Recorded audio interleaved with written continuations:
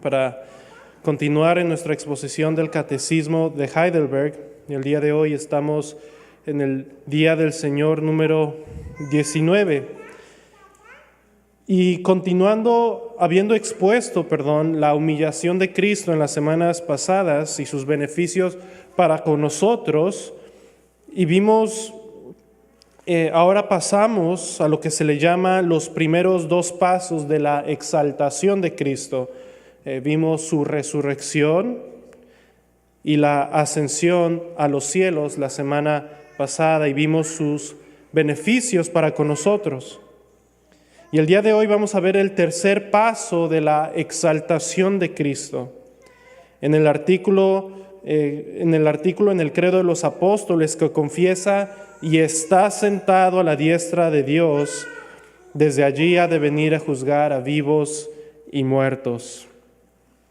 Y vamos a exponer este artículo del credo y vamos a ver su significado y vamos a ver los beneficios para nosotros, de tal forma que podamos, una vez más, como aprendemos semana tras semana, para poder vivir en esta vida y morir con el consuelo del Evangelio. Solo leeré la primera pregunta por ahora y vean conmigo la pregunta 50 del Catecismo. ¿Por qué se añade y está sentado a la diestra de Dios? La resurrección y la ascensión de Cristo a los cielos, hermanos, fue con el fin de sentarse a la diestra de Dios. La culminación de estos primeros dos pasos de su resurrección, de su ascensión, es para que como un rey triunfante entrase al templo celestial y se sentase a la diestra de Dios. En la teología, hermanos, esta frase, se sentó a la diestra de Dios, se conoce como la sesión de Cristo. La sesión de Cristo. La palabra sesión viene del latín sesio, que literalmente hace referencia al acto de sentarse. Alguien que se sienta y descansa de sus obras. Y cuando usamos el término la sesión de Cristo, principalmente nos referimos a su estado oficial que posee en el cielo después de haber completado su obra aquí en la tierra de redención por su pueblo. Hebreos 1:3, el cual, siendo el resplandor de la gloria y la imagen misma de su sustancia, y quien sustenta todas las cosas con la palabra de su poder, habiendo efectuado la purificación de nuestros pecados por medio de sí mismo, se sentó a la diestra de la majestad en las alturas. La doctrina de la sesión de Cristo, hermanos, nos enseña, como dice el puritano John Flavel, que cuando nuestro Señor Jesucristo terminó su obra en la tierra, fue colocado en el asiento de mayor honor y autoridad, a la diestra de Dios en el cielo. Y esto es lo que explica el Catecismo en esta respuesta. Voy a leer la pregunta una vez más. ¿Por qué se añade y está sentado a la diestra de Dios? La respuesta: porque Cristo ascendió a los cielos para que pudiera manifestarse como la cabeza de su iglesia, por la cual el Padre gobierna todas las cosas. Una vez más, aquí la respuesta nos explica la razón de su ascensión, una vez más, porque Cristo ascendió a los cielos para que pudiera manifestarse como la cabeza de su iglesia. Una vez más, Cristo completó su obra de redención por su pueblo al morir y resucitar de entre los muertos y asciende a la diestra de Dios de la majestad. Escuchen, como cabeza y Señor y gobernador de toda la creación. Y esta frase de se sentó a la diestra de Dios no es una palabra teológica meramente, o no es un concepto teológico, sino como ya leímos en Hebreos 1, pero también en otros pasajes, incluso yendo al Antiguo Testamento, en el Salmo 110, es una profecía donde literalmente el Padre le dice al Hijo: siéntate a mi diestra. Salmo 110:1, Jehová dijo a mi Señor, siéntate a mi diestra. Y sabemos que el Padre le está diciendo al Hijo, al haber completado su obra de redención, lo invita, lo llama y lo coloca a su diestra. Y es una imagen, hermanos, de un rey siendo entronizado como el legítimo heredero al trono y el único digno de reinar. Esto es lo que significa siéntate a mi diestra. Sentarse a la diestra de Dios, hermanos, no solo implica dignidad, porque solamente Cristo es digno de sentarse para gobernar y ejercer toda la autoridad, sino que también se sienta como el rey y no nada más tiene esta dignidad, sino que ahora la ejerce con esa autoridad y poder. En el Antiguo Testamento, muchos lo habremos leído, en el Antiguo Testamento cuando vemos la diestra del Dios, siempre se nos habla de cómo Dios se involucra y está activamente envuelto en los asuntos de la tierra y particularmente de su pueblo, la diestra de Dios. Así que Cristo se sienta a la diestra de la mano del poder de Dios para ejecutar todos los juicios y gobernar y preservar y cuidar de su iglesia. Dice Matthew Henry acerca de Cristo como el Rey: el Señor ascendió al más alto honor y confiado con un poder soberano absoluto tanto en el cielo como en la tierra. Sentarse es una postura dominante. Se sienta a dictar ley, a juzgar. Es una postura eterna. Se sienta como un rey para siempre. Todos los favores y juicios que vienen de Dios hacia los hombres, todo procede de su mano. Y todo servicio que nosotros podamos rendir a Dios pasan por la mano de Cristo como intercesor. A Cristo fueron sujetas todas las cosas en el cielo y en la tierra. Y esto es interesante porque, como dice el catecismo, esto también manifiesta que Cristo es cabeza de su iglesia. En Efesios 1:20 dice Pablo, lo cual operó en Cristo, el poder de Dios que operó en Cristo, resucitándole de entre los muertos, sentándole a su diestra en los lugares celestiales, sobre todo principado y autoridad y poder y señorío, sobre todo nombre que se nombra, no solo en este siglo, sino también en el venidero, y sometió todas las cosas bajo sus pies, y lo dio por cabeza sobre todas las cosas a la iglesia. Es decir, Cristo es cabeza de la iglesia y la iglesia es su cuerpo y todas las cosas están debajo de sus pies. Cristo gobierna todas las cosas y es Señor de todas las cosas, pero de una forma particular y única. Cristo es cabeza de la iglesia y su gobierno en la creación, en la providencia, en todas las otras esferas que se le han dado, Cristo gobierna de tal forma que su iglesia, que es su cuerpo, sea beneficiada, preservada y todo obre para el bien de ella. Todo lo ordena y gobierna para la ventaja y beneficio de su iglesia. Todas las cosas que suceden en la creación vienen de su poder, de su mano, y todo lo obra y gobierna por amor a su iglesia, quien es su cuerpo. Dice el puritano John Flavel acerca de esta doctrina: ¿cómo no debemos venir a Cristo con un asombro reverente ante Él, quien es un Rey poderoso? No podemos venir a su adoración trivialmente. No podemos venir con actitudes irreverentes, sino tenemos que venir a adorarle con reverencia, porque servimos al Rey de todas las cosas. Venimos como hijos, con confianza ante su trono el día del Señor, pero venimos como hijos de un rey, con temor y temblor.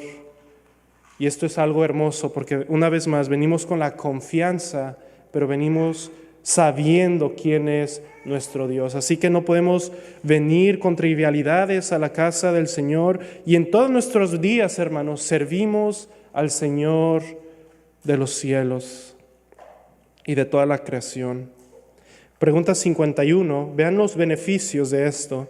¿En qué nos beneficia esta gloria de Cristo en nuestra cabeza? Respuesta: en primer lugar, en que por su Espíritu Santo Él derrama gracias celestiales sobre nosotros, sus miembros. Hasta ahí voy a leer primero, hermanos. El primer beneficio es que Él derrama gracias celestiales sobre su iglesia. Debemos recordar que Cristo se sienta como el Rey, pero también es el sumo sacerdote. Y Él resucitó para ser el Rey y sumo sacerdote por quien bendice a su pueblo. Igual el mismo Salmo 110 nos dice que Él es sacerdote para siempre. Intercede por nosotros ante el Padre y por su Espíritu derrama gracias celestiales sobre nosotros, principalmente su Espíritu Santo, quien se nos es dado cuando venimos a fe a Él. ¿No recuerdan en Pentecostés cuál fue el primer don celestial visible que se manifestó en la iglesia? Cristo envió a su Espíritu Santo a su iglesia. Y así, si nosotros estamos en Cristo, hermanos, se nos ha dado este don, su Espíritu, como bendición para estar con nosotros. Él dijo que convenía que Él fuera para así enviar a su Espíritu. Él también, como cabeza, hermano, derrama sobre su cuerpo toda bendición espiritual de acuerdo a su elección y salvación.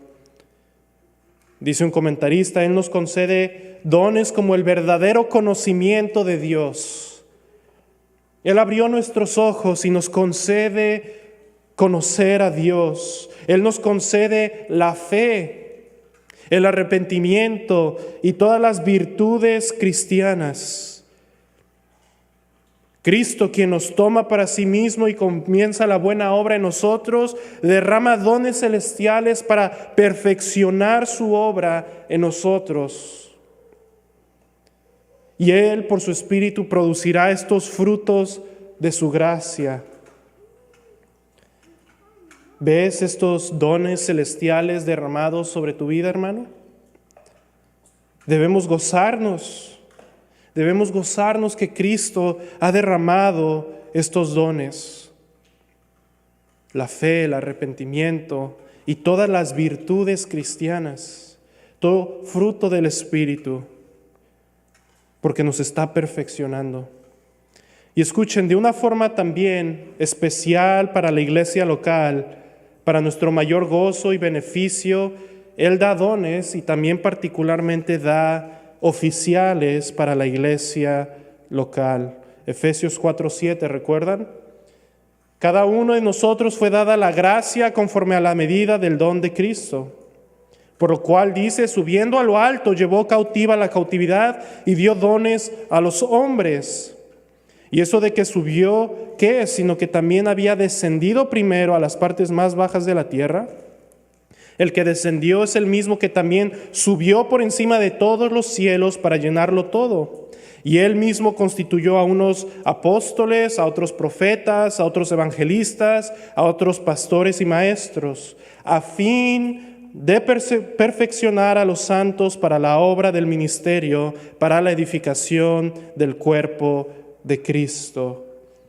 Hermanos, debemos ver los oficiales de la iglesia como un don de Cristo para la edificación del cuerpo.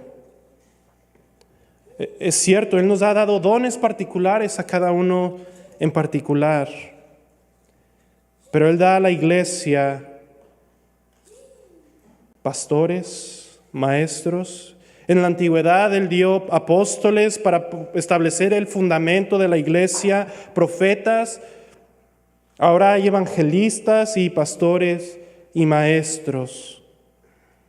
Debemos gozarnos y dar gracias y ver que este es el único medio, hermanos, que Dios ha establecido dentro del contexto de la iglesia para perfeccionar a los santos. Seas hombre o seas mujer, seas joven, seas niño, Dios estableció estos dones y Él los ha dado por su amor a la iglesia para perfeccionar a los santos. No necesitamos nada más que estos dones que Cristo ha dado a la iglesia. Debemos gozarnos y dar gracias a Él por esto. Vean la segunda respuesta.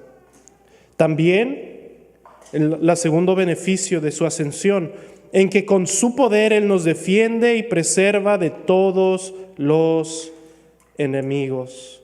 Cristo, estando a la diestra de Dios Padre, como ya lo he mencionado, obra todas las cosas para el bien de su iglesia. Nos defiende y nos preserva de todos los enemigos. ¿Recuerdan la analogía del buen pastor? La analogía del buen pastor, hermanos, no simplemente es una analogía, una metáfora para hacernos sentir cosas bonitas en el corazón al ver un libro de niños y ver a Jesús como el buen pastor de las ovejas. Es cierto, es la imagen de un pastor, pero el pastor era la imagen de aquel que era como David, que pastoreó los rebaños de Israel en un tiempo, pero un día él fue tomado y elegido para reinar sobre Israel. Y así Cristo, como rey, es el buen pastor que gobierna y lidera y pastorea y guía a todo su pueblo y lo defiende de todos sus enemigos.